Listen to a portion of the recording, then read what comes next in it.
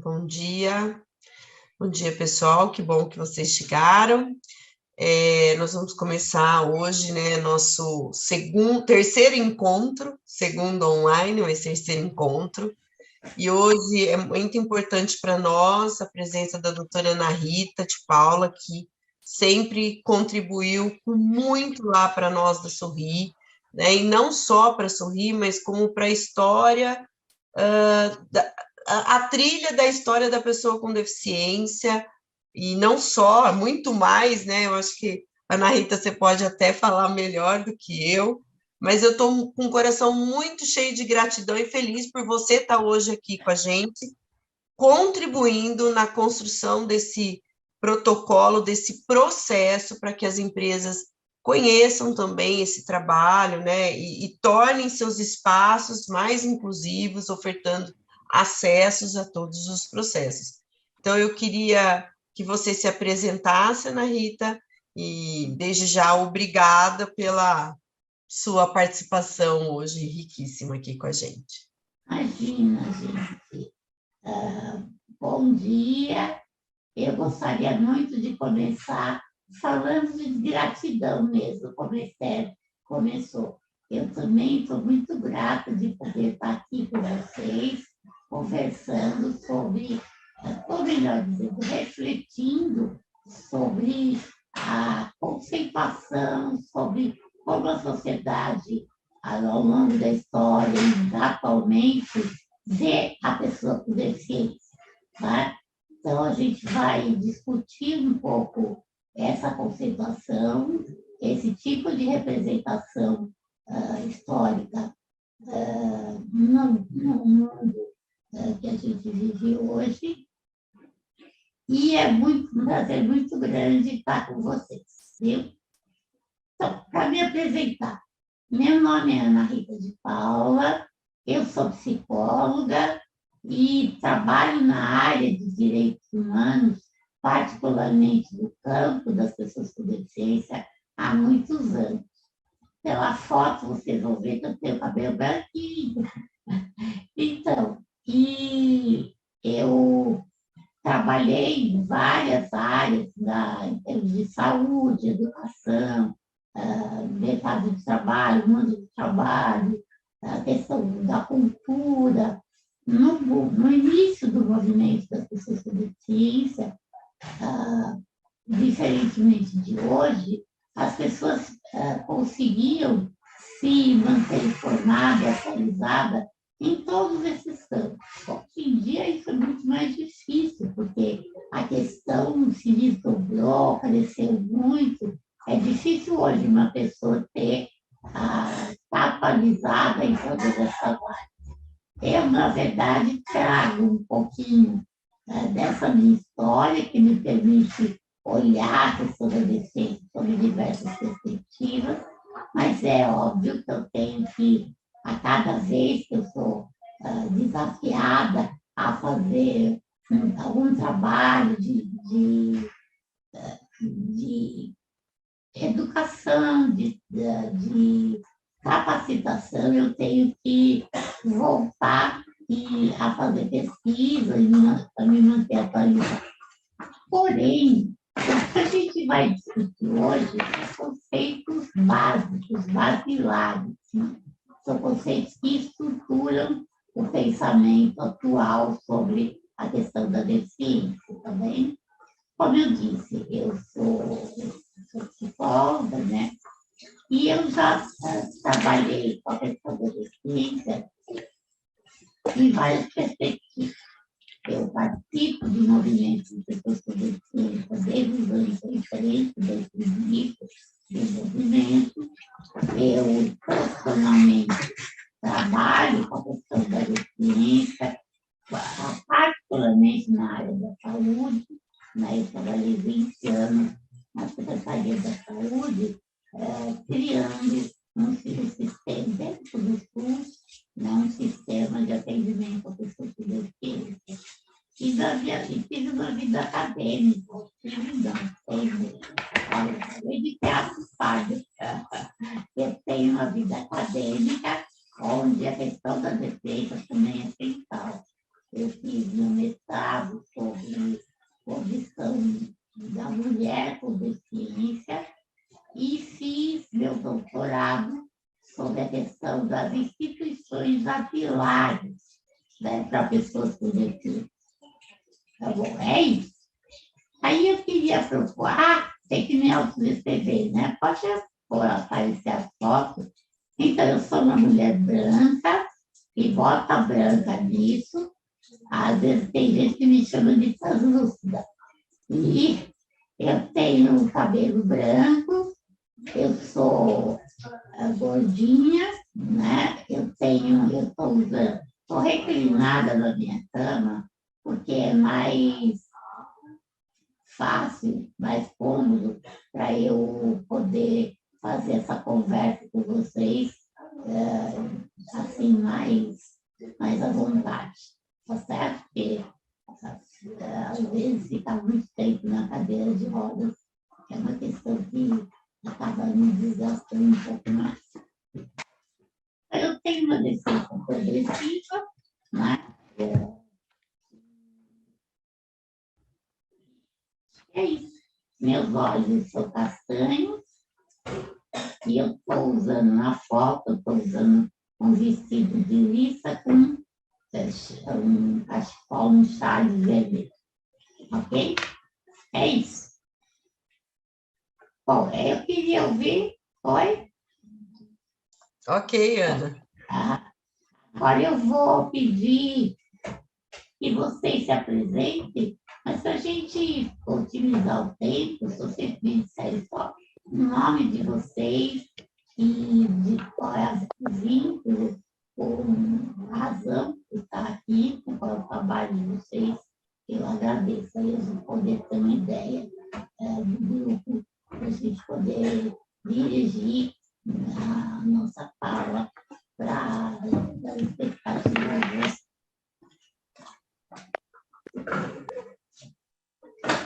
Podemos começar?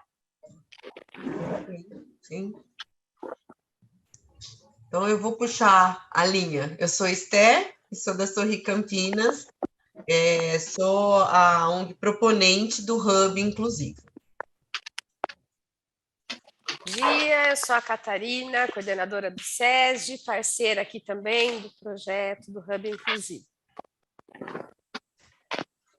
Eu sou a Caroline, eu sou assistente social da Sorri Campinas também, parceira aqui do projeto do Hub Inclusivo.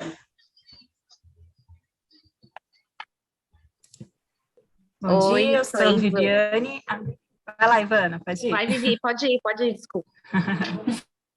Eu sou Viviane, sou líder do programa Mobilização para a Autonomia, da Fundação FEAC, que entra aí como investidora, né, no assessoramento aí ao Hub Inclusivo.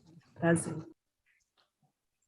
Oi, eu sou Ivana Carvalho, da Azul Linhas Aéreas, uma das empresas parceiras aí da Azul. Muito obrigada por estar aqui com vocês hoje.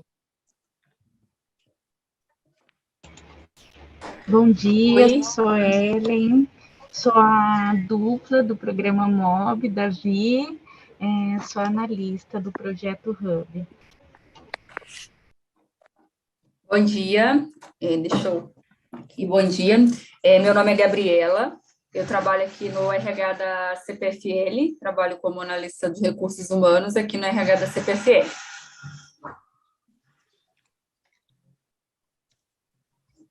Oi, pessoal, bom dia. Eu sou o João Paulo, sou do Ponto Social, parceiro da Sorri, da FEAC e da Azul também, em alguns projetos. Prazer estar aqui com vocês hoje.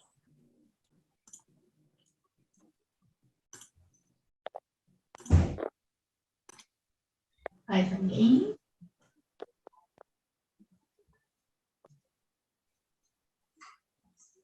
Todo mundo já se apresentou? Acredito que sim. Ok. Tem aqui Ivana, já se apresentou? Já, desculpa, me vou olhar. Às vezes fácil. Às vezes sempre, desculpa.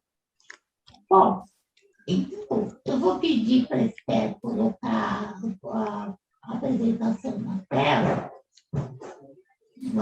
mas eu vou começar começar explicando para vocês, justificando para vocês por que eu vou começar por esse aspecto, por esse tema.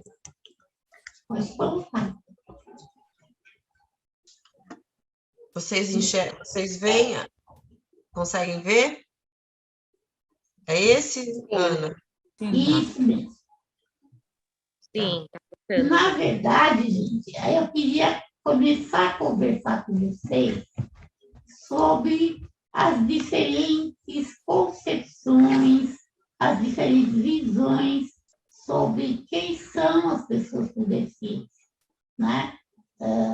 E essa visão, né, que a sociedade tem hoje, ou melhor, essas visões, porque são mais de uma, né? Ela está intimamente ligada com a noção de corpo que a gente tem, né? Por que isso? Porque a deficiência se expressa no corpo. Então, há uma íntima relação entre o que eu entendo por deficiência com o que eu entendo por corpo, tá certo? E tanto a ideia de corpo quanto a ideia de deficiência, esses são fenômenos humanos e, portanto, eles são fenômenos históricos. Né? Não foi sempre do mesmo jeito que a sociedade viu as pessoas com deficiência. Né? A gente tem na antiguidade e na Idade Média uma visão religiosa, metafísica, eu diria, sobre a deficiência. Né? Mas hoje, atualmente, no que a gente chama de sociedade pós-moderna, tá? Ela tem uma visão mais científica, eu diria, da deficiência, né? E isso se desenvolveu, essa visão científica, se desenvolveu a partir da modernidade. A modernidade não é o sinônimo de tempo atual, pelo contrário, a modernidade é antiguinha.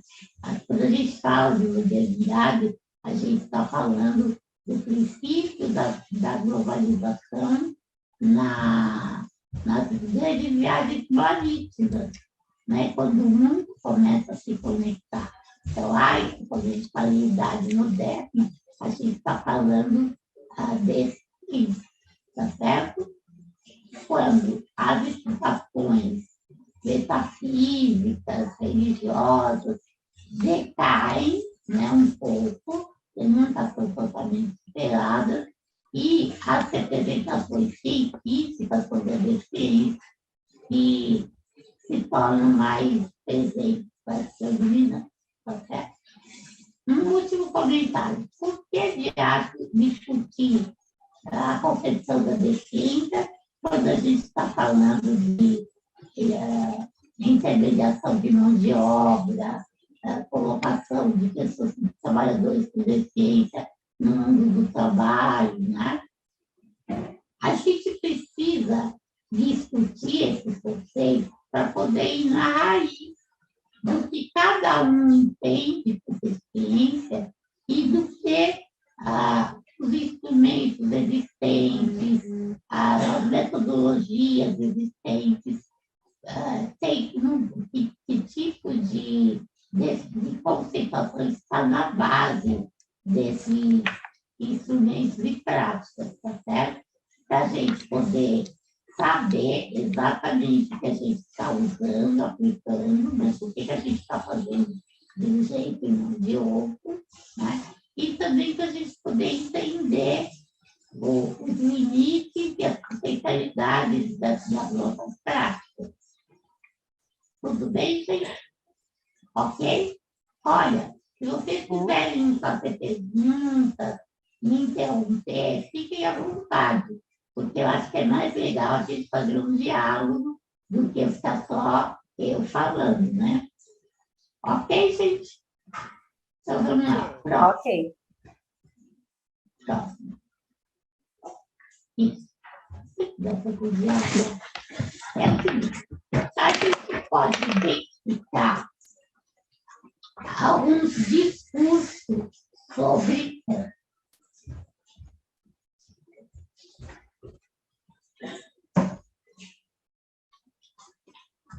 alguns discursos sobre as práticas ligadas às pessoas com deficiência. O que é um discurso? Discurso é uma fala baseada em uma visão, né, de mundo ou de algum fenômeno humano. Então, um discurso é o que uma instituição, né, constrói sobre o que ela faz e sobre o seu público, vamos dizer assim. Então, quando eu falo uma coisa importante, quando eu falo em instituição, eu não estou falando só do prédio, por exemplo, o edifício de uma escola é uma instituição, né? Eu não estou falando só desse aspecto que o conceito de instituição não se remete, mas eu estou falando de instituição enquanto prática social. Por exemplo, vocês já ouviram falar da expressão instituição do casamento, né? No casamento não é nem um prédio, tá certo? Não é nem um edifício, mas é uma prática social, certo? Por exemplo, a medicina é uma instituição, certo? A Igreja Católica é uma instituição, né?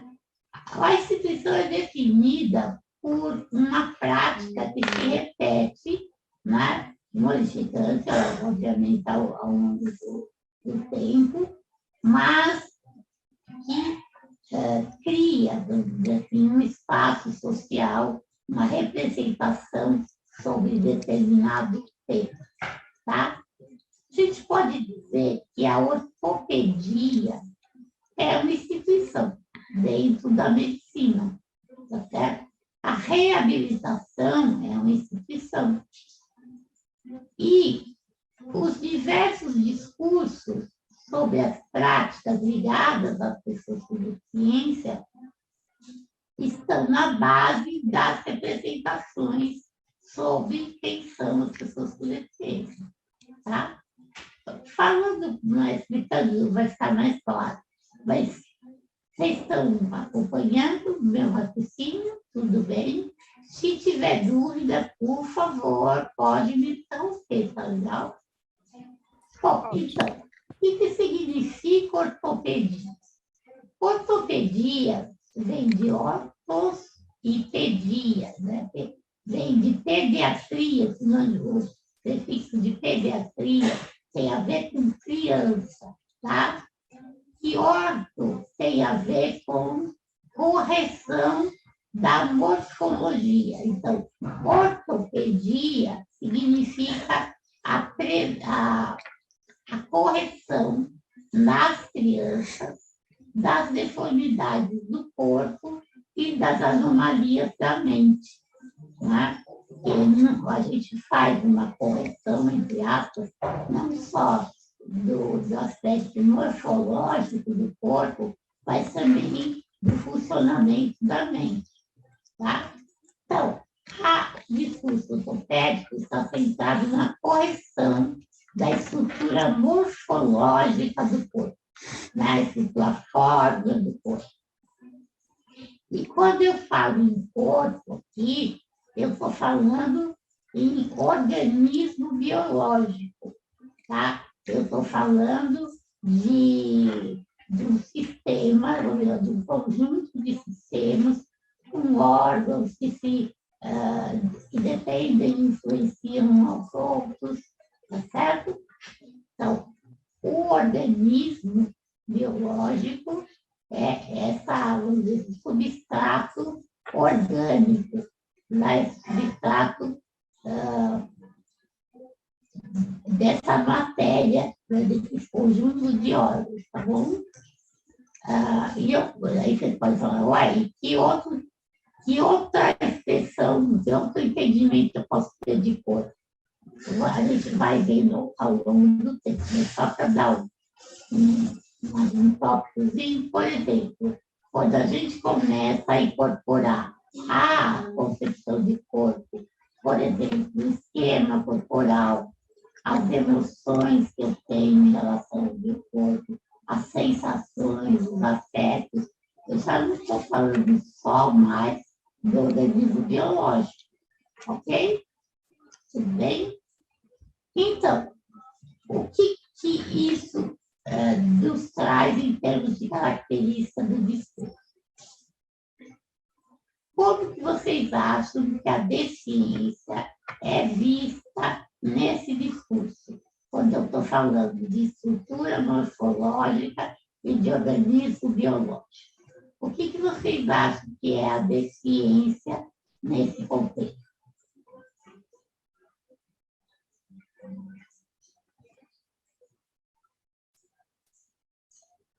Pode ter palpitagem de gente, não tem.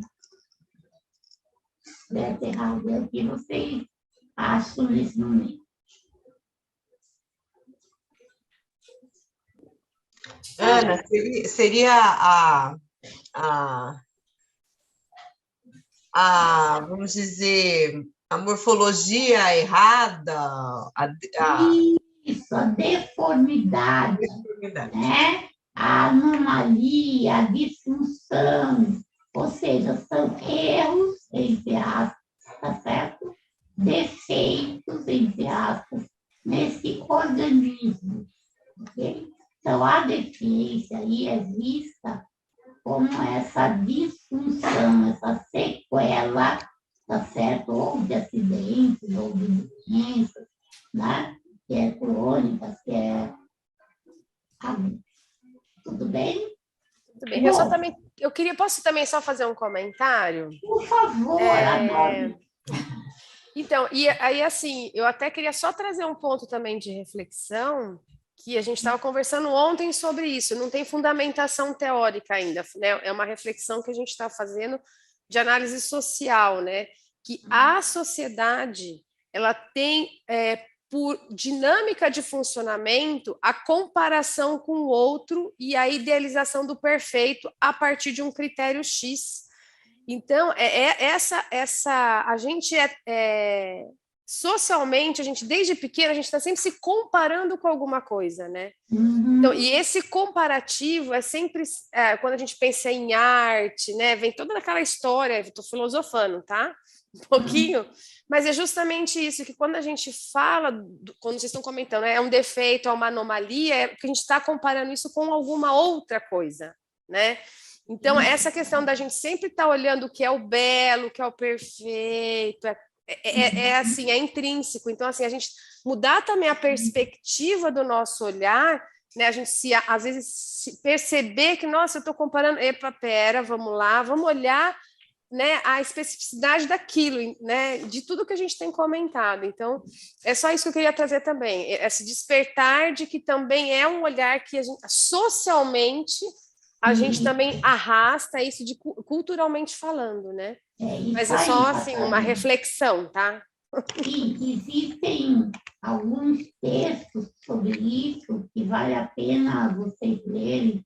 Um autor que fala muito isso, sobre duas perspectivas diferentes, é o Ganguilhem. O Ganguilhem fala sobre o normal, a normalidade. E outra pessoa que fala dos efeitos, das consequências, por exemplo, de uma deficiência ou de qualquer diferença humana, como uma coisa que desperta, né, preconceitos, que desperta visões parciais e às vezes errôneas sobre a pessoa. O que você falou é muito importante, Catarina, porque, na verdade, a deficiência também pode ser vista como um desvio, tá, desse conceito de normalidade. Né? Por quê? Porque, para a ciência, ao longo do desenvolvimento da ciência, se criou um ideal, né, de corpo, um ideal de organismo que deveria funcionar de determinada forma, né? E isso se daria em média, na população, tá? Então, na verdade, esse indivíduo normal, ele é uma abstração, né? Não existe um homem ideal, não existe um homem universal, né? Existem pessoas diferentes, né? E essas diferenças são tomadas pelas instituições sociais como condições que atribuem valores, né? Geralmente valores negativos. Então, uma pessoa que foge dessa normalidade, desse padrão ideal de organismo, ela como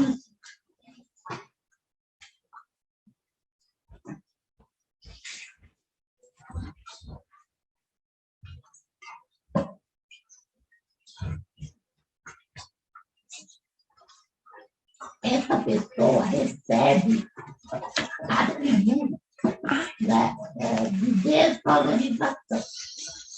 Então, eu posso dizer, por exemplo, que isso não é só com a deficiência, não.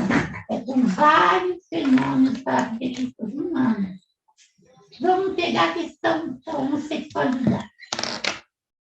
A homossexualidade é caracterizada por uma diferença, tá certo? Na forma como eu expresso e vivo a minha sexualidade, tá certo? Agora, o fato de eu ter uma opção sexual, uma orientação sexual X ou Y, acarreta que a sociedade vai dizer que essa pessoa que é diferente, né, ela tem menos valor, né, social do que uma pessoa heterossexual. Então, a sociedade pega um atributo natural, né, natural porque surgiu naturalmente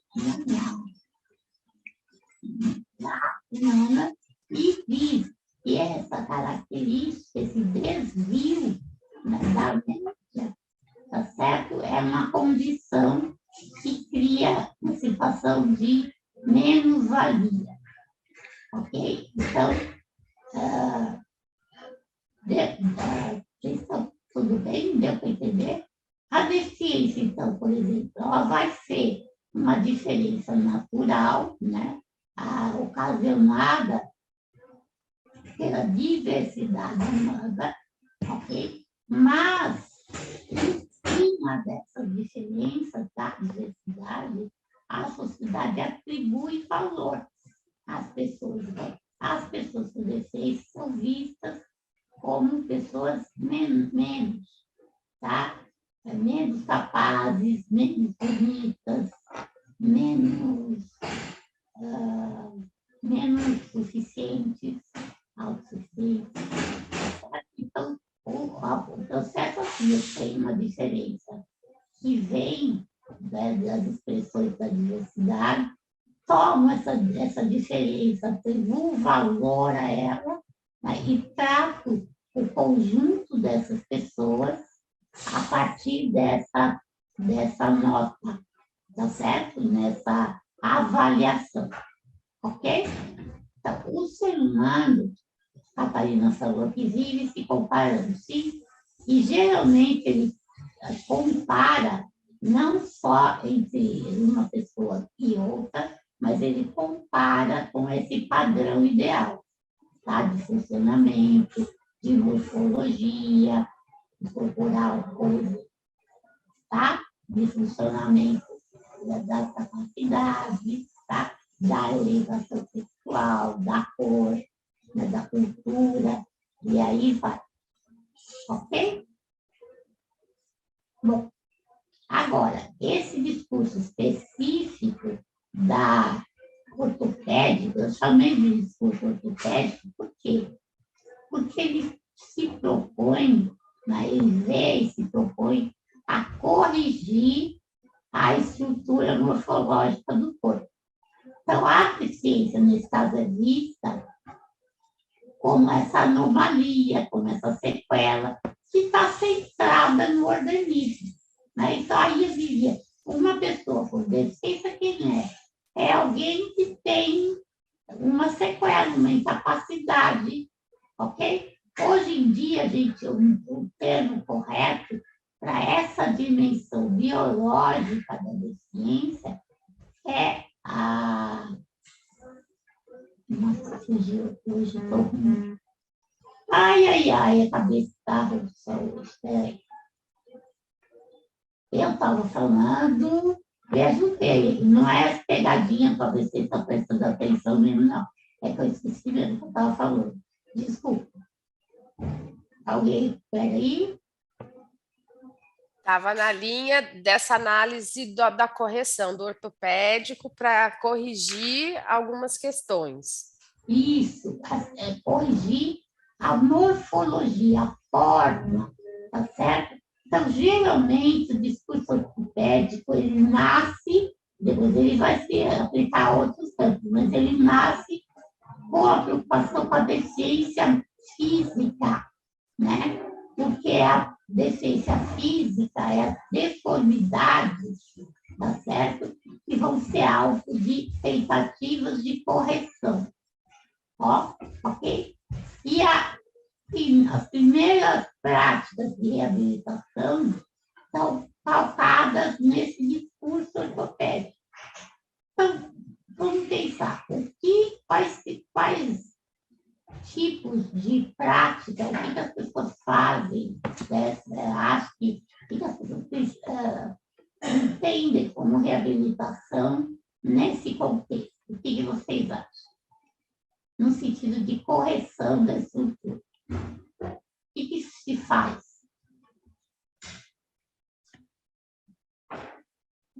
Essas são práticas tradicionais já da reabilitação.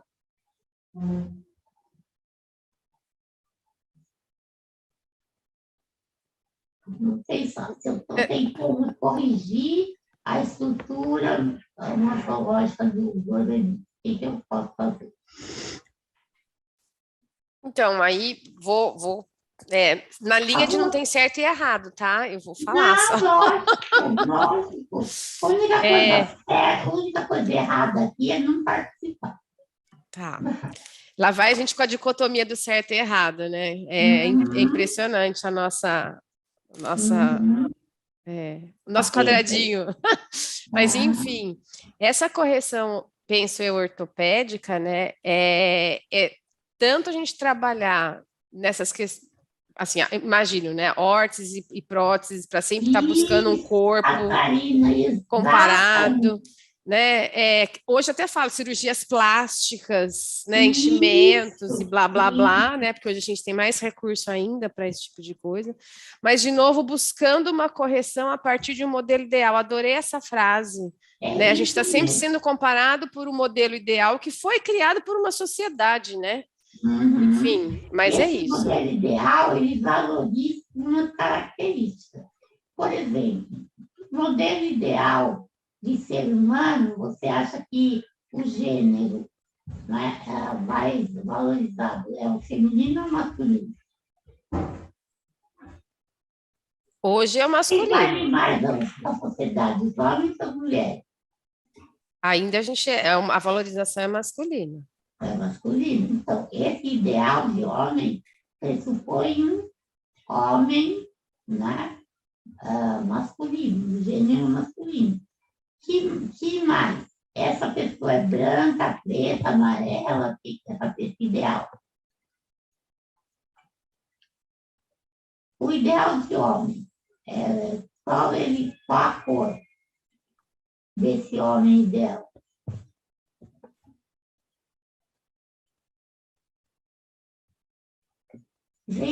Eu vou falar a partir da minha experiência, da minha vivência social, né? Sempre um homem alto, forte, com voz grossa, uma barba bem feita, né? Esse é o branco. Na verdade, eu gosto de um pouco mais moreninho, tá? Assim, mas realmente nessa linha do branco, assim, né? É? Sim, da raça branca. Exato, Não existe, mas só pra gente exatamente. conversar aqui, entender. Um cabelo de gel, né? Sei lá, assim, arrumadinho, cortadinho. Né? Mas assim, esse é o ideal, né? Que quando você entra, você até para ouvir. É uma coisa. Esse ideal é rico ou é pobre? Ah, ele é rico, né? Né? Então, De novo, estou falando a partir das minhas vivências, tá? Não, isso, né? Da sua vivência da maioria das pessoas da sociedade que você vive. É isso mesmo, ou seja, a sociedade construiu um ideal do homem que reúne essas características que são valorizadas. Então, por exemplo, é valorizado o gênero masculino, é valorizado a pessoa branca, rica, com um alto nível de escolaridade, sem uma deficiência, tá? Um determinado corpo trabalhado, né, através dos exercícios, ou seja, né, é uma pessoa magra, tá certo? Então, essas características todas que são valorizadas compõem esse homem ideal. E esse homem, apesar de não existir na prática, né, algumas pessoas se aproximam mais ou menos desse ideal. E aí, a aceitação que essa pessoa vai ter pela sociedade vai depender, né, o quanto ela está próxima ou distante desse homem ideal. Tá? E a reabilitação no discurso estético visa corrigir, né, essas características desfavoráveis, vamos dizer assim. Mas essa correção se dá somente em termos da estrutura, ou seja, eu estou falando de sistema ósseo muscular, tá certo? Então, as práticas são essas mesmo que a Catarina falou. As órteses, as próteses, as cirurgias de modo geral, e eu faço para alterar a estrutura do corpo, ok? Esse tipo de prática, nascida dessa concepção de deficiência, essa prática foi adotada no início do processo de reabilitação. Nos anos 60 e 70, a reabilitação se caracterizava fundamentalmente por esse tipo de prática, certo? Ainda hoje isso sumiu, será que hoje sumiu? Não, sim, continua ainda, né? Se continua fazendo cirurgia, se continua utilizando próteses, né? Eu não sou contra nada disso, mas eu estou mostrando para vocês qual é a relação entre determinadas práticas e a concepção de deficiência que está por trás disso, ok? E que lugar a pessoa com deficiência assume nesse processo de reabilitação?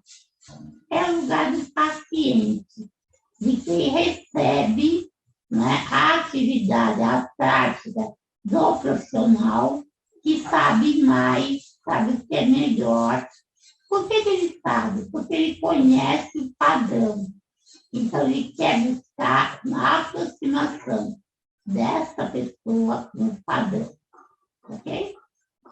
Então, esse lugar que se apresenta nesse discurso é o lugar de paciente. Tá? E tem que absorver, né? Tem que seguir as ordens, certo? Próximo. Nossa, eu estou me passando, vamos lá, outro discurso um pouco mais diferente é o discurso fisiátrico ou o discurso ecológico. O discurso é esse. Se no discurso ortopédico eu estava falando de estrutura funcional, melhor, de estrutura morfológica, né? Sistema ósseo-articular, tá certo? Eu estou falando agora numa deficiência ligada à funcionalidade, tá? A pessoa com deficiência não é mais vista como uma sequela, tá? Como, por exemplo, uma amputação, uma deformidade, né? E passa a ser vista como uma disfunção. O que seria uma disfunção? Por exemplo, a incapacidade ou a dificuldade de andar. A andar é uma função, ok?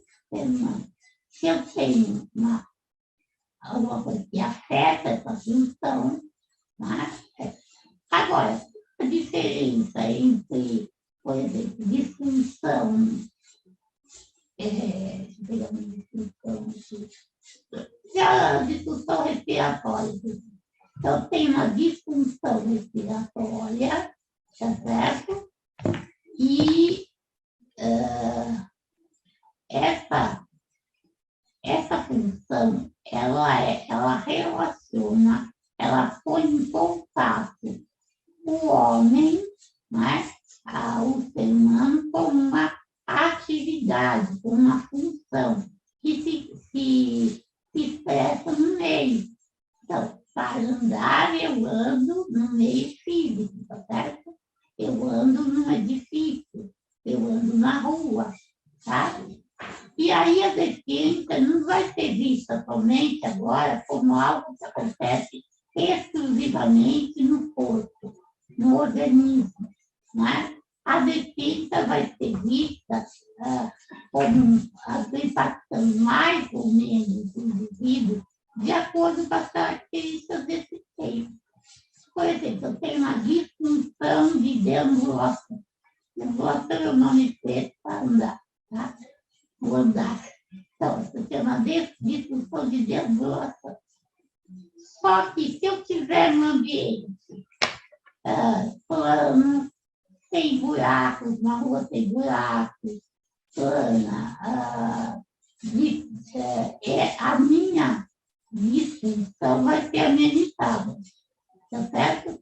Aqui, se eu estiver andando numa reta, por exemplo, numa calçada cheia de buracos, a minha deficiência, o impacto da minha deficiência é muito maior, tá certo? Então, aí, nesse discurso, a deficiência aparece como algo que se dá entre um corpo com disfunções, com lesões, com incapacidade, ou melhor dizendo, o termo atual correto, com impedimentos, tá certo?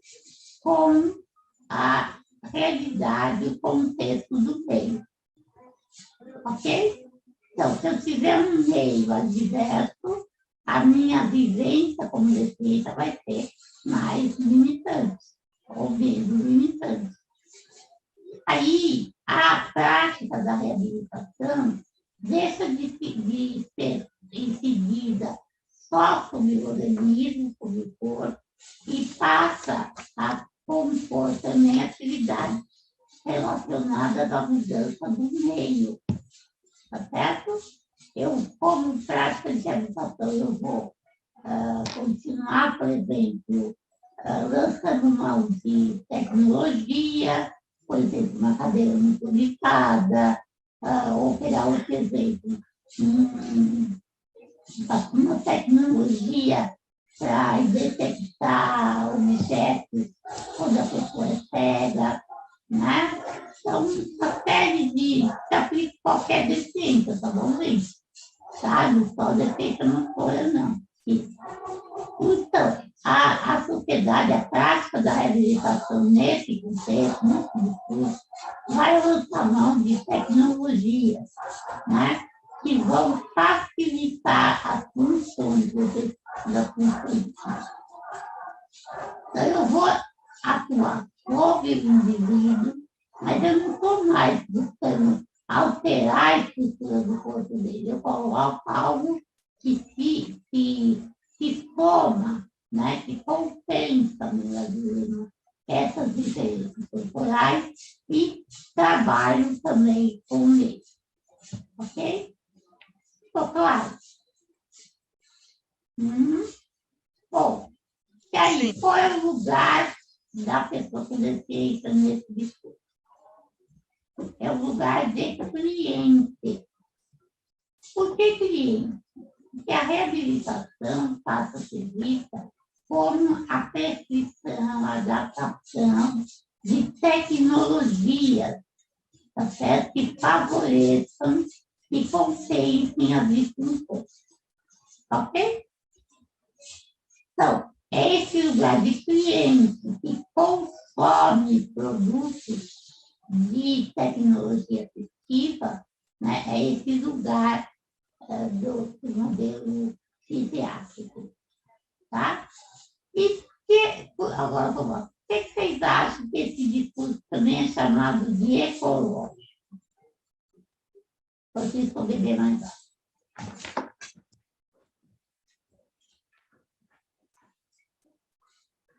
Por verificar a relação dessa pessoa com o meio?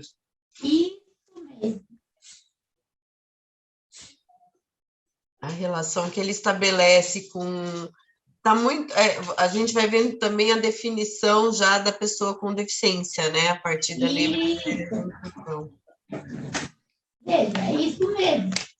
A gente chama de discurso ecológico, porque como a ecologia, ela vai analisar um indivíduo vivo, por exemplo, uma árvore, dentro de um contexto.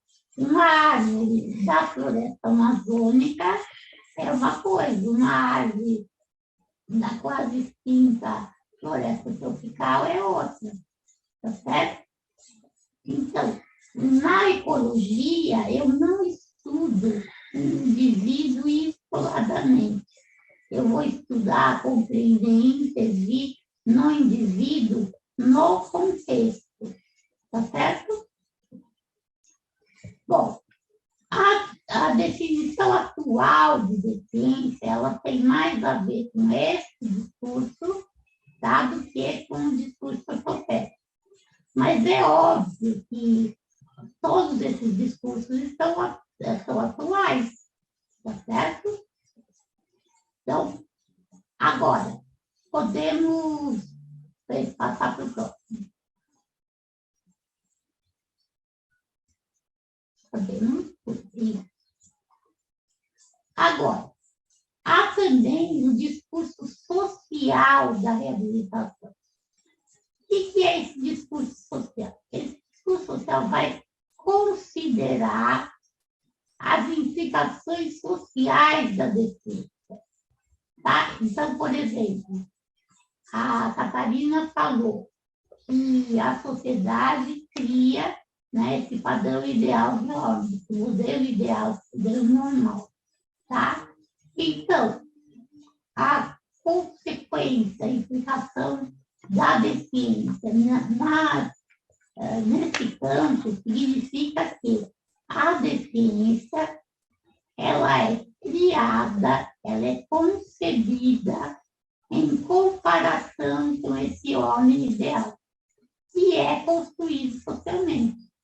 Tá? Então, a deficiência dentro do discurso social é vista como algo que traz consequências dela, que é determinado por aspectos sociais. Tá?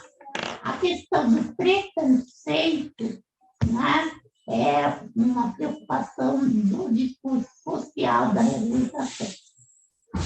E outro aspecto também é que, além do social ser determinante da deficiência, causador da deficiência, que concebe, não causador como causa, é origem, né? Tudo bem? Deu para entender a diferença? Tá? Existem consequências da deficiência, consequências sociais. Então, a redução, por exemplo, da escolaridade de deficiência é uma consequência social da deficiência. Tá? As limitações para o ingresso no mercado de trabalho são consequências da deficiência. A discriminação, e aí a dificuldade de viver a sexualidade. E aí a gente pode imaginar um monte de implicações sociais, né? De consequências da deficiência. E aí, o que eu penso em fazer a partir desse discurso social?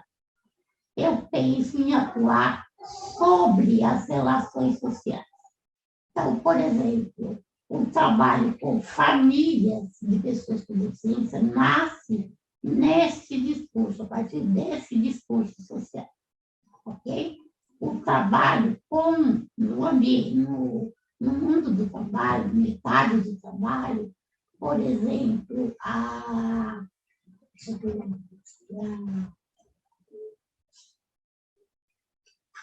capacitação do RH, por exemplo, é uma ação de reabilitação entendida desse conceito. Okay? A forma, a capacitação dos professores, por exemplo,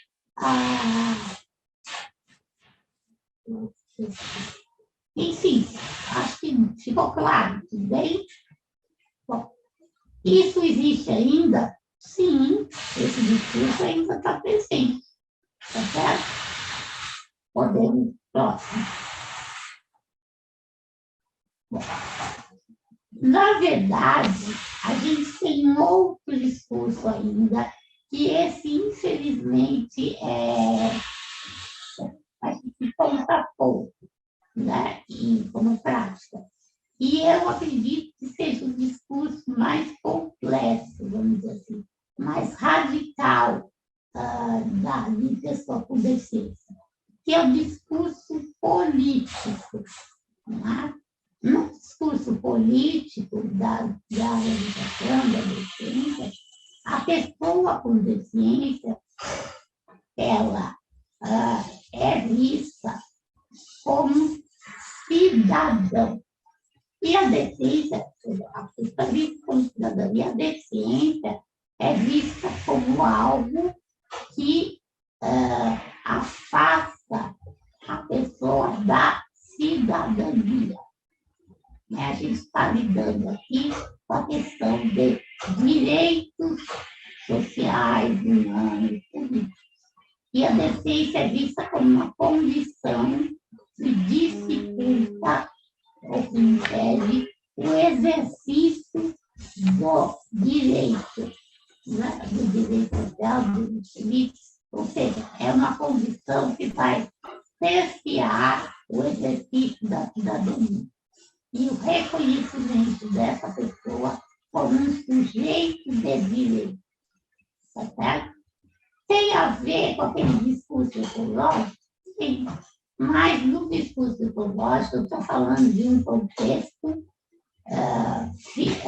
relacional, físico, tá certo? Aqui eu estou falando da dimensão política da deficiência.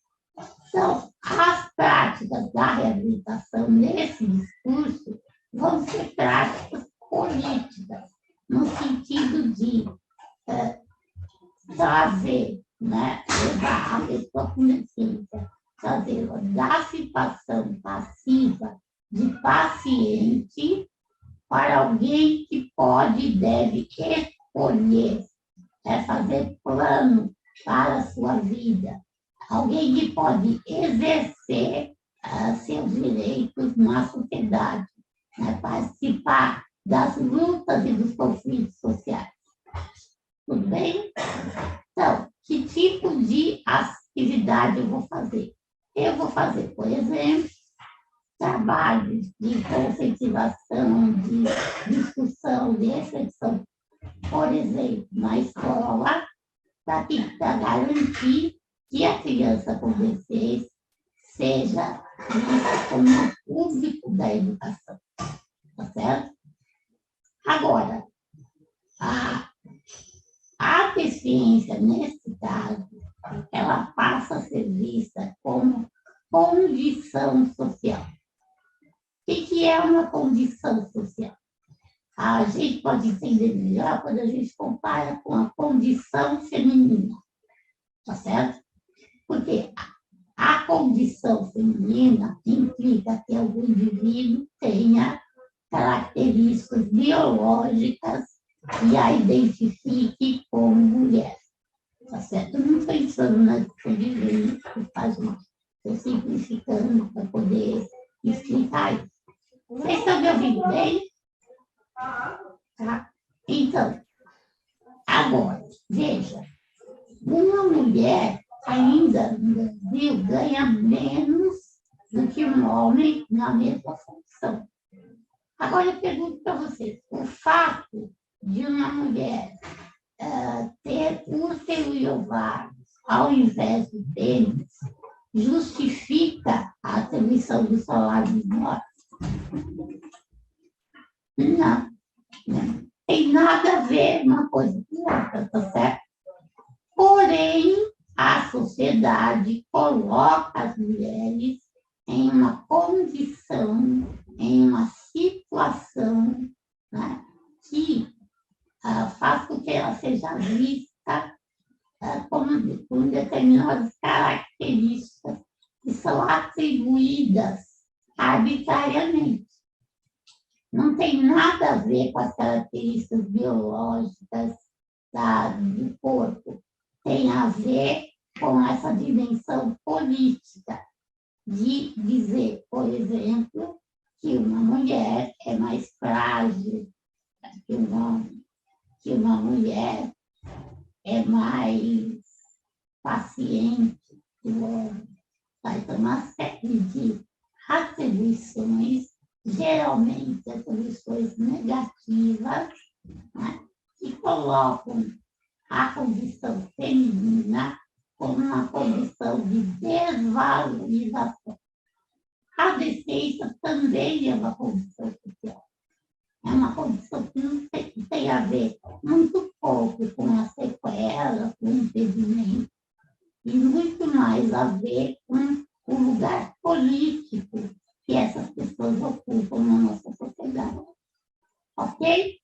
Então, ao final, eu vou tentar fazer com que a gente pense nesse discurso para pensar na prática do mundo do trabalho. Ou melhor, já vamos fazer agora, depois eu entro no mundo digital. Ok? Tudo bem? Bom, então, eu queria ouvir vocês um pouquinho. Vamos lá.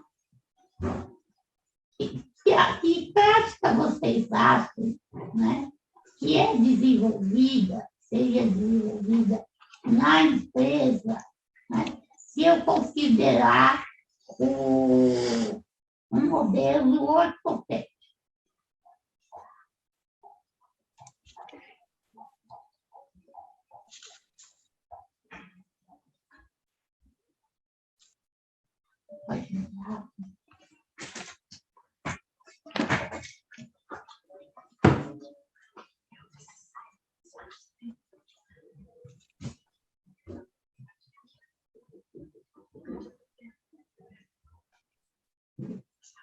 Tem bastante gente de empresa aí. Sintam-se encorajados. Posso descompartilhar a tela? Pode. Eu queria que não precisa ser de dar exemplo assim. Vamos pensar, vamos tentar. Pense, escolha qualquer prática que o RH faz, por exemplo, com relação a pessoas com deficiência. E aí a gente vê que tipo de discurso está por trás, subjacente a essa prática.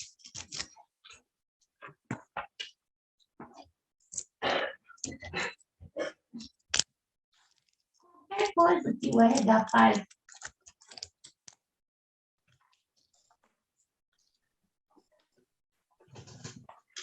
Vamos falar o processo seletivo? Isso, por exemplo, o processo seletivo, né? O que Pessoal de de empresa poderia contribuir junto com a gente, né? Porque a gente está do lado de cá. Legal, pessoal. Como que é feito esse processo seletivo? O que o RH costuma fazer nesse campo da seleção? Com relação a pessoas com deficiência. Se ninguém falar, eu vou continuar falando. Você tagarela. Isso mesmo. Quem sabe você puxa e o pessoal vai atrás. Tá.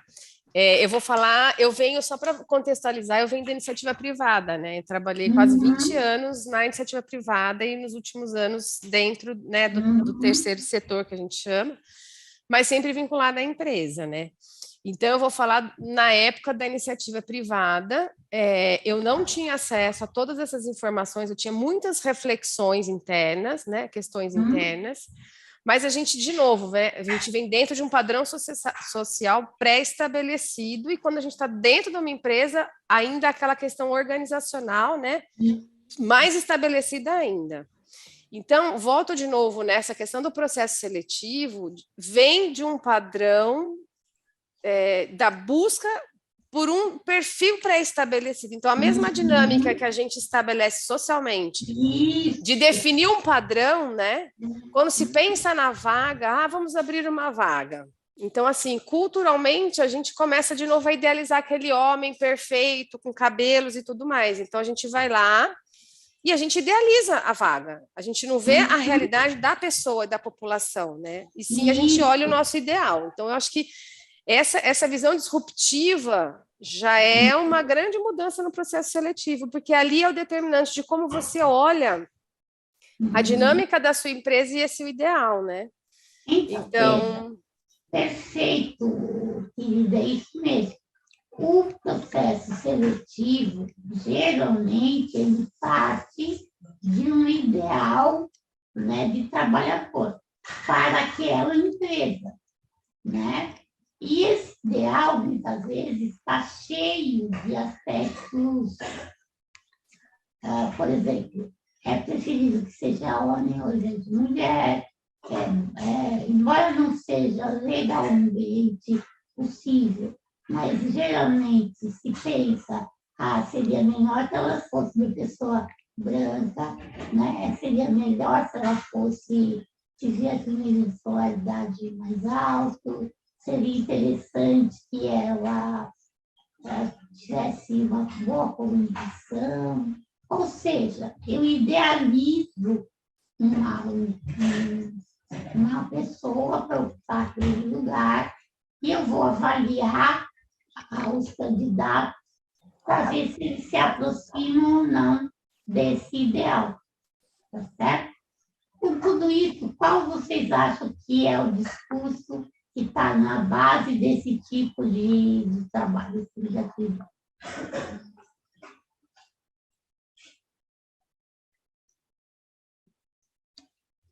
Olha lá, o que vocês acham? Eu, assim, vou de novo, né, a tagarela, mais nesse questão, vamos falar do que a gente tratou agora, do ortopédico, né, e não no funcional.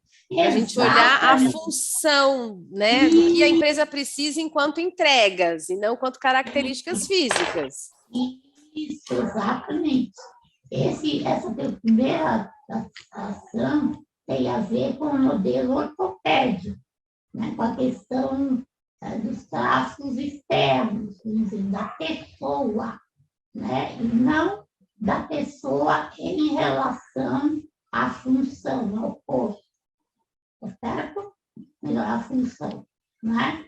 Então, já quando eu estou olhando as características que eu preciso para que a pessoa exerça aquela função, aí já estou em outro discurso, estou em discurso ecológico. E eu vou avaliar quais são as necessidades que a pessoa tem que ter para exercer aquela função. Por exemplo, se a pessoa vai ficar muito tempo em pé, né? Isso é uma característica que tem a ver com a função, ok? Mas eu posso, no caso da pessoa com deficiência, pensar em mecanismos que facilitem, né, essa função. Pede, por favor. Então, por exemplo, eu vou fazer adaptações no posto de trabalho, adaptações de acessibilidade, por exemplo, adaptações no regime do posto, tá certo? Eu faço uma série de adaptações no posto de trabalho, do mesmo jeito que no discurso ecológico eu faço adaptações, mudanças, atuo sobre o meio ambiente, tá certo? Então, se eu comparar, é a pessoa em relação ao posto. E não só o posto, né? A cultura, organização, ok? Então, aí estamos no discurso econômico funcional. E agora, qual seria o discurso social? Por que tipo de coisa eu me preocuparia se eu estivesse usando o discurso social? A preocupação com o discurso social.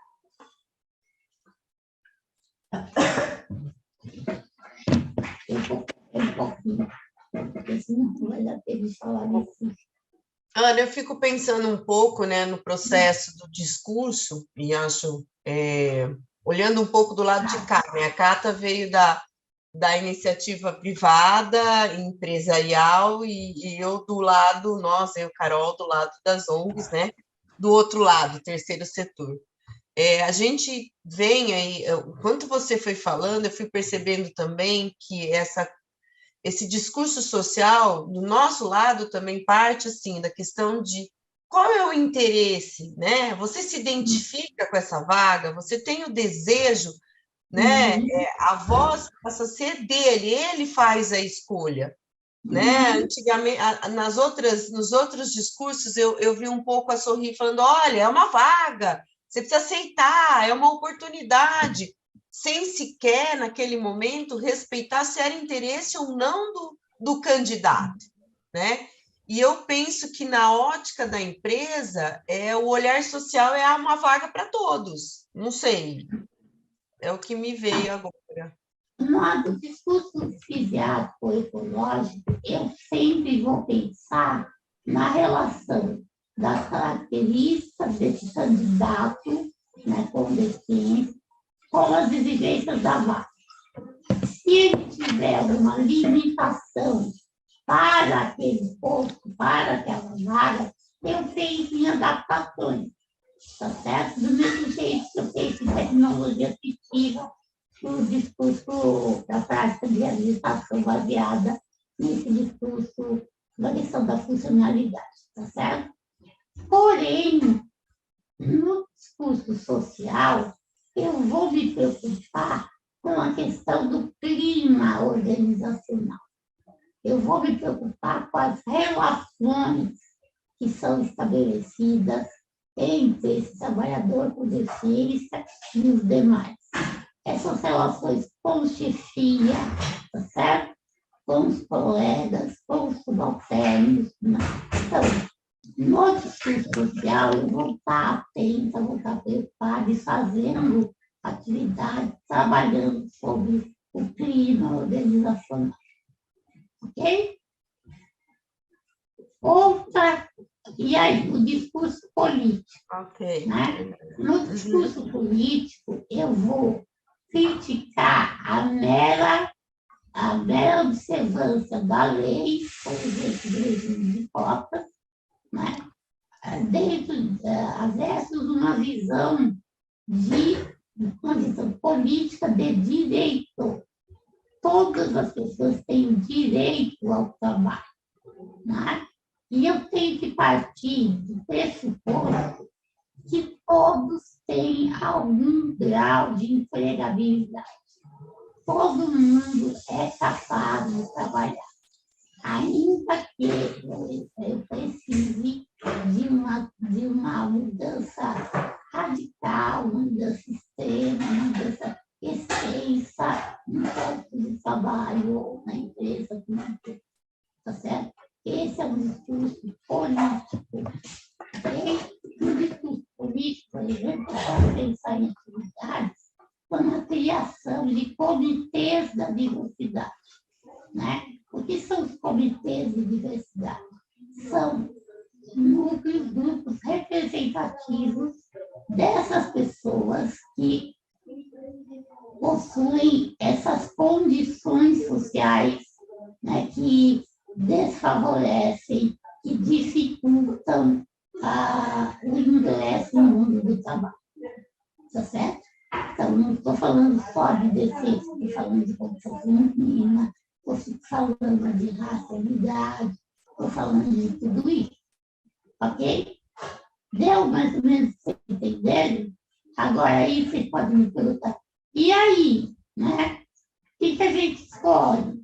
Na verdade, a gente deve se pautar principalmente a partir do discurso político básico. Isso não significa que a gente pegue todas as outros tipos de intervenção que já o fora.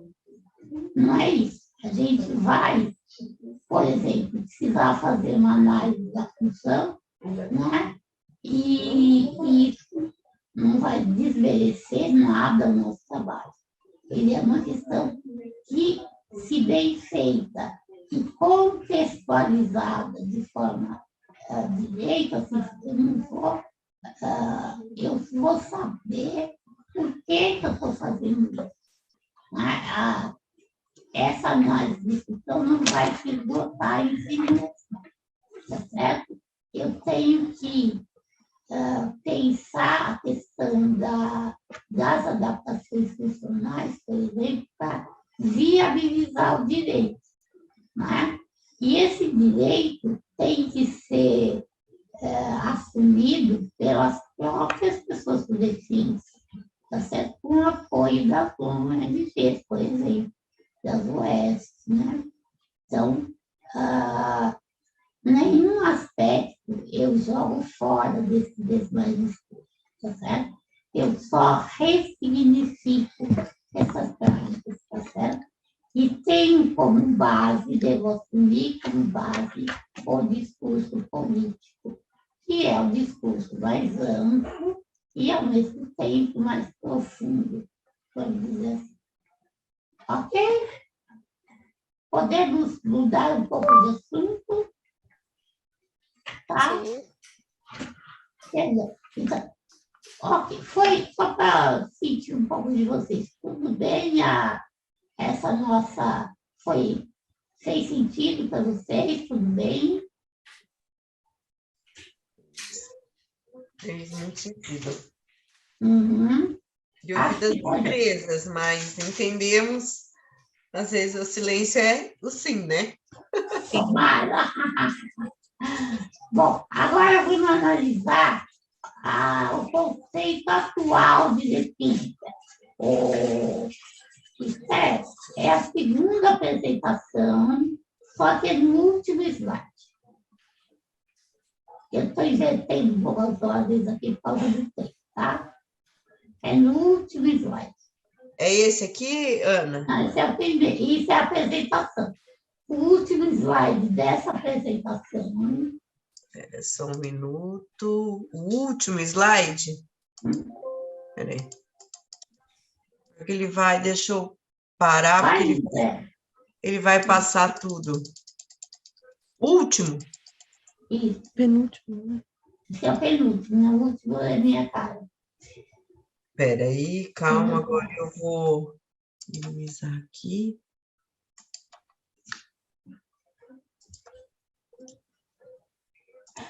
Esse? Isso.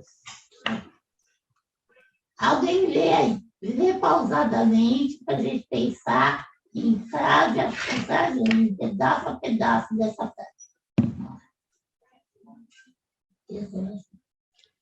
Alguém lê? Eu posso ler. Conceito atual de deficiência. Pessoa com deficiência é aquela que tem entendimentos de longo prazo, de natureza física, mental, intelectual ou sensorial, que, em interação com diversas barreiras, podem ter obstruída sua participação plena e efetiva na sociedade, em igualdade de condições com as demais pessoas. Ok?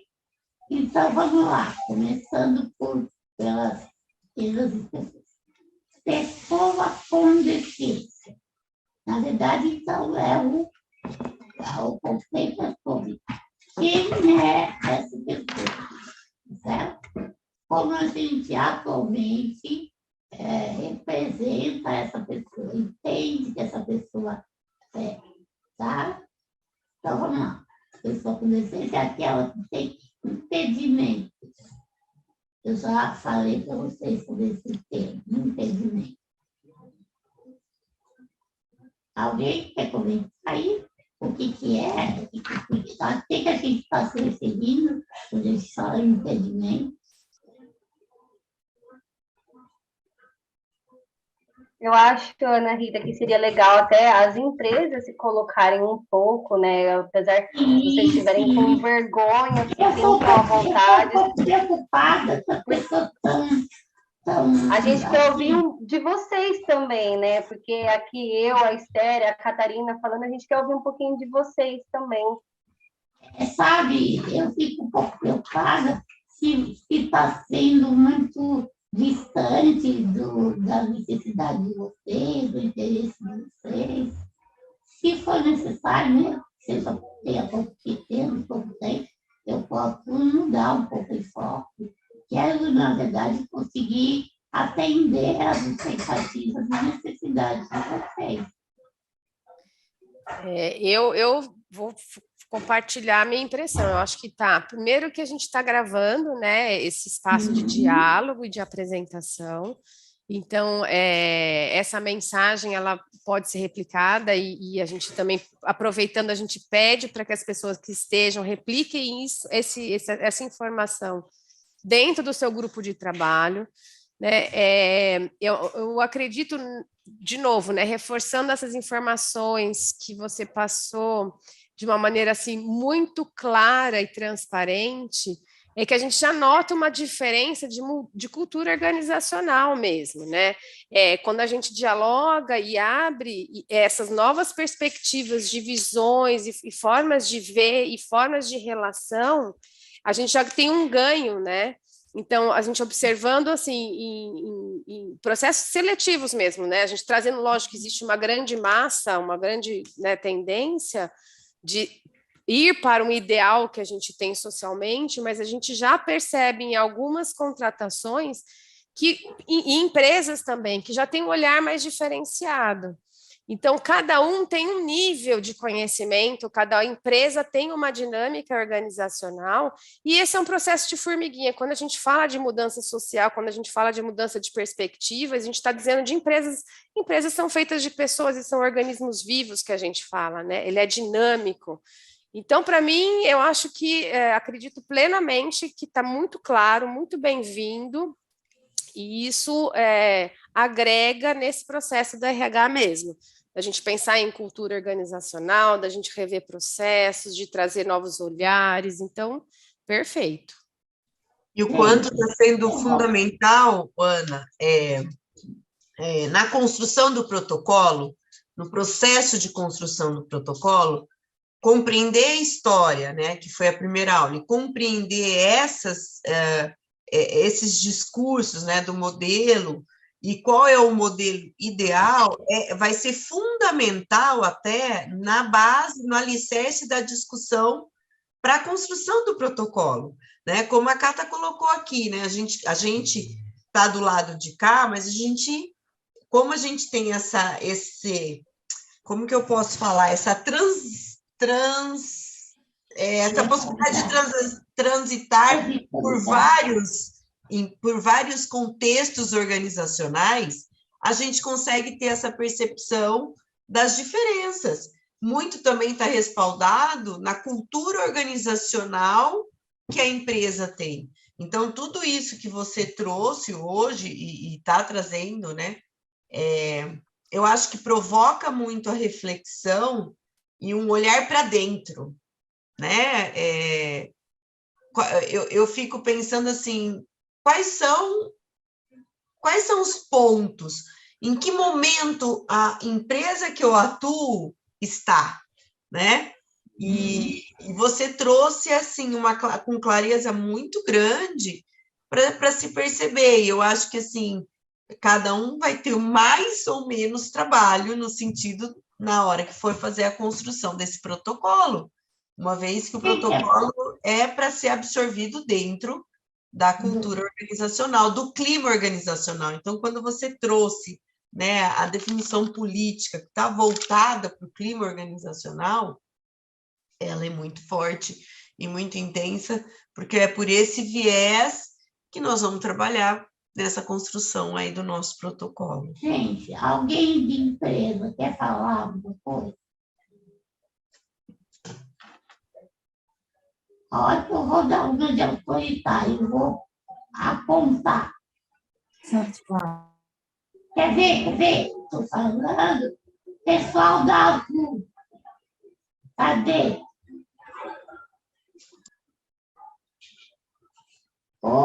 Subiu, Gente, quem é da Azul?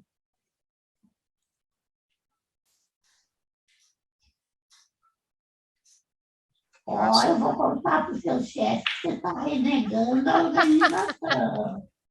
Você está renegando a organização. Às vezes eles estão no horário de trabalho, em alguma reunião, porque a gente também colocou de forma impositiva uma agenda, né? Então, às vezes acontece, quem trabalha, né? Às vezes em algumas situações a gente acaba resolvendo uns BOs internos. Imagino. Mas seria interessante. Ai, meu Deus. Seria interessante, né, ouvir de vocês, né? A Vanessa, João Paulo, a Ivana, a Gabriela, Ana Maria, enfim, e trazer para a gente, para dentro, essa contribuição, né? Mas... Eu que deveria estar preocupada, estou pedindo que vocês avaliarem o que eu estou fazendo.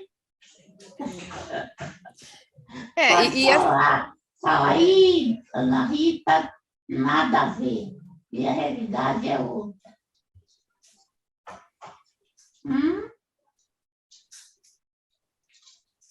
Bom, eu vou continuar um pouquinho. Isso. E aí, quem sabe, as pessoas se animam, né?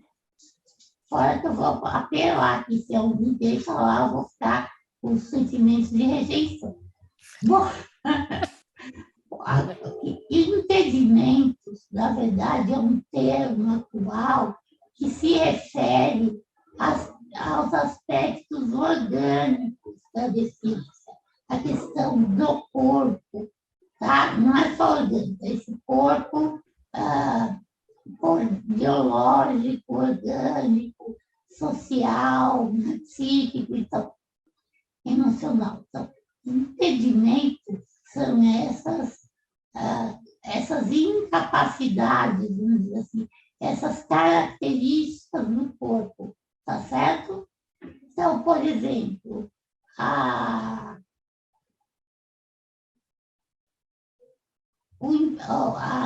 um problema na função visual, por exemplo, é um impedimento, tá certo? A amputação de um membro superior é um impedimento, ok? Tudo certo?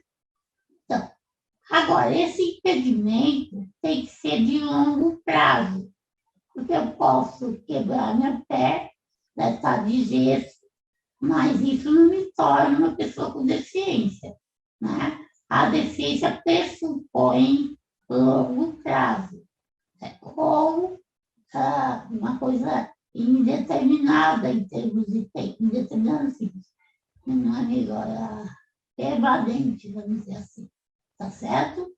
Então, a pessoa tem que ter necessariamente esse marcador corporal, que é o impedimento. Ninguém pode ser chamado deficiente se não tiver essa marca corporal, e se não tiver impedimento. Esses impedimentos têm que ser de um traço. E aí, qual é a natureza desses impedimentos? Natureza física.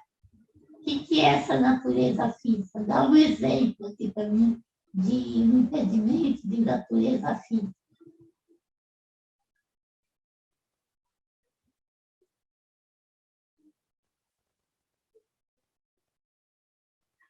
Ó, amputação, por exemplo. Uma paralisia cerebral, por exemplo. Tá? Então, esses impedimentos de natureza motora, né? Ósseo muscular, de modo geral, da estrutura do sistema ósseo muscular, é um impedimento de natureza física. Mental, e eu vou trabalhar junto com o intelectual.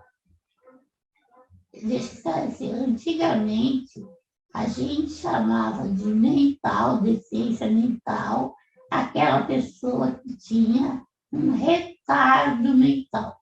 Antigamente, nos manuais da psiquiatria, se falava em retardo mental. Tá? Na verdade, hoje, a gente substituiu essa ideia por intelectual. Por quê? Porque, no caso de uma pessoa com limitações, com impedimentos cognitivos, não é a mente como um todo que tem impedimentos. É, na verdade, o aspecto intelectual, cognitivo, do raciocínio, da cognição, conhecimento. Então, hoje a gente chama de deficiência intelectual. E aí, por que aparece o mental também? Né? Por que aparece aí o mental? Esse mental, ele tanto representa os impedimentos psiquiátricos, tá certo? Emocionais, como os transtornos mentais, de modo geral, como também situações de, por exemplo, uma pessoa que teve um acidente e perdeu massa cefálica. Ele vai ter prejuízos mentais, porque ele vai ter, às vezes, prejuízos motores, talvez ele vai ter, por exemplo, prejuízos perceptivos, sensoriais, de raciocínio, de comportamento. Então, esse mental, tanto é ligado ao transtorno mental, à saúde mental, como também esses quadros mais o funcionamento psíquico e mental global, tá certo? Há também pessoas que falam hoje em dia de deficiências psicossociais, tá? Essa é uma questão que eu não vou discutir aqui com vocês, é uma questão complexa, muito polêmica, e aí deixemos por outro momento. Mas outra área dos impedimentos é a área sensorial, ok? Então, visão, audição, tato, todas as funções sensoriais. Agora, veja, um corpo que tem um impedimento dessas diversas naturezas ou mais, só que isso tem que sozinho, se eu parasse aqui, eu estava no modelo ortopédico, ou no máximo funcional da deficiência. Mas não, hoje a gente fala que tudo isso tem que estar em interação com diversas barreiras. Ou seja, o meio tem que ser considerado. Tá? O meio tanto determina a experiência da deficiência, o grau de incapacidade, tá? Como também a deficiência traz consequências, né, para o meio, tá certo? Então, o que é importante pensar no respeito é que o impedimento não está sozinho na definição. Ele está sempre em interação com as barreiras, tá certo? Que tem a ver com os ambientes, os contextos. E é contexto não só contexto ambiental, no sentido mais externo, mas é contexto de vida, contexto familiar também, tá certo? Então, esses contextos são fundamentais quando a gente pensa também no conceito de definição de você.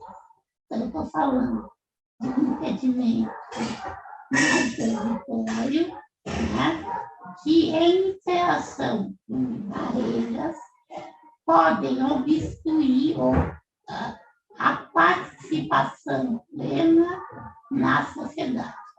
Então, veja, aspectos deficiência, impedimento, barreira, participação. Ou seja, a pessoa com deficiência é definida também pelo seu nível de inserção e participação social. Okay? As pessoas com deficiência, mais ou menos, têm dificuldades, têm obstruções para participar das atividades da vida social, tá certo? E essa participação não é qualquer participação, não é para ficar assistindo uma coisa, é para participar efetivamente, fazer parte, tá? Então, essa participação tem que ser plena, né? Não posso pensar em uma participação com mera concessão, né? Vamos só dar um gostinho de participação, de inclusão social. Não, é uma inclusão plena e efetiva na sociedade. E como eu sei que essa participação é plena e efetiva?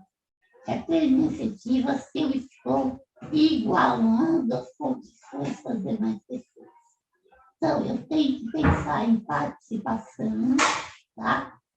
Quando eu penso em se todas as pessoas não estão sob a mesma condição, mas estejam sob a equiparação de oportunidades. Quando eu estou equiparando oportunidades, tá? Eu posso verificar se a pessoa está efetivamente participando ou não. Ok? Deu para entender essa definição? Ela é muito importante, ela é muito, ela impacta muito a prática, as práticas gerais da sociedade. E hoje ela é legal. Essa definição está na Constituição brasileira, tá certo? Então, não se pode falar de pessoas com deficiência sem conhecer e sem aplicar essa definição. Ok?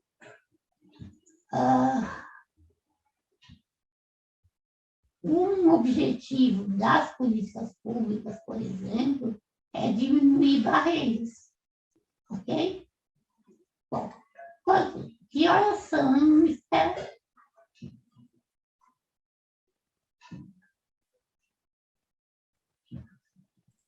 Precisa abrir o microfone, Esther. São 11h40, já ultrapassamos um pouco o horário. As pessoas estão precisando ir embora, né?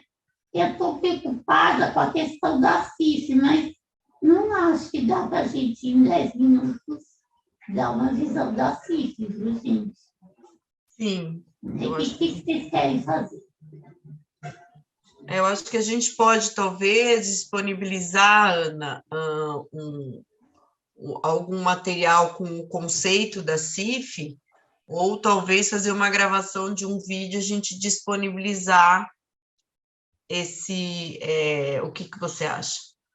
Porque o grupo pode também se posicionar. Do meu ponto de vista, idealmente, seria legal que a gente pudesse ter mais 40 minutos, 1 hora de encontro, idealmente. Outra possibilidade é isso, de a gente gravar na e disponibilizar. Outra possibilidade é eu indicar uma referência bibliográfica para vocês, né? Eu só não acho interessante passar a apresentação, as transparências, porque elas são muito sucintas e não vai ajudar muito, sabe? Não, quando eu falo para você deixar o material, é a indicação bibliográfica, provavelmente, né? E assim, só completando, fico muito feliz, Ana, de você se dispor novamente a falar com a gente. Eu acho que é uma questão da gente, né, ver internamente um cronograma já, e também, porque é rico essa troca, mesmo a gente conversando, vai trazendo elementos, é legal também. Então, eu até agradeço antecipadamente. É mais legal mesmo, eu acho. A gente conversa aqui internamente da equipe e a gente passa, Ana. Eu acho que realmente, quando fala da CIF, a CIF, Campinas, né, os médicos do trabalho já estão começando firmemente solicitar, né, um laudo muito voltado para a CIF. E eu acho que isso... Uma coisa para vocês.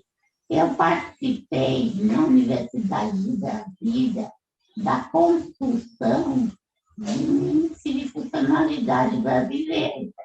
Né? A gente criou o que se chama de IFBRM, e se vocês quiserem, eu posso apresentar esse instrumento, que foi criado a partir da CIF também, né?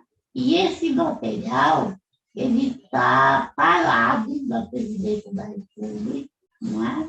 Mas ele foi validado nacionalmente, né? Aplicado em mais de 7.000 pessoas, em todas as regiões do país. Então, é um instrumento muito importante, muito sério que foi desenvolvido, né? Então, se vocês quiserem, também posso associar a CIF a noção para esses instrumentos também. Sim, podemos sim. Eu acho que, por hora, chegamos nessa definição de conceito com deficiência. Nós vamos aqui rever aqui internamente para ter um dia disponível aí para falar sobre a CIF, e aí eu passo para todo mundo. Eu acho que esse material é essencial, até o que você deu até agora, a CIF também, mas não foge do nosso espaço. A gente tem aí, provavelmente, um dia para poder colocar você para falar sobre a CIF.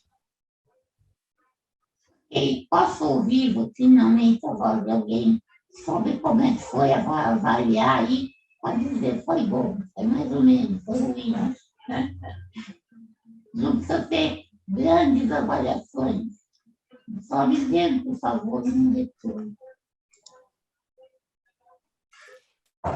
E aí eu também acrescento, viu, Ana, que como tem a gravação e a lição de casa das empresas de verem depois, eles podem gravar um áudio, aí já fica aqui uma das tarefas, já pode gravar um áudio de comentários sobre a atividade de hoje, disponibilizar no grupo que a gente encaminha para você. Então também fica aqui a atividade posterior.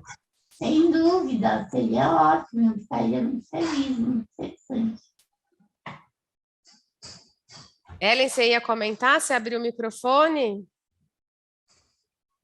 Não, ia comentar um pouquinho que mesmo a gente tendo um conhecimento, né, parcial do que foi colocado aqui, é sempre importante revisitar, né, esses conceitos, como o olhar da própria Ana, né, frente à demanda, e no final vocês comentarem, deixar essas referências, penso que seria muito importante, até mesmo para mim, né, estar entendendo um pouquinho mais. Até anotei aqui algumas coisas que eu vou pesquisar, da própria CIF, como funciona, ou o que é em si. Enfim, esses momentos de troca são muito importantes, sim. Sim. Gostei bastante, viu? Parabéns. Obrigada.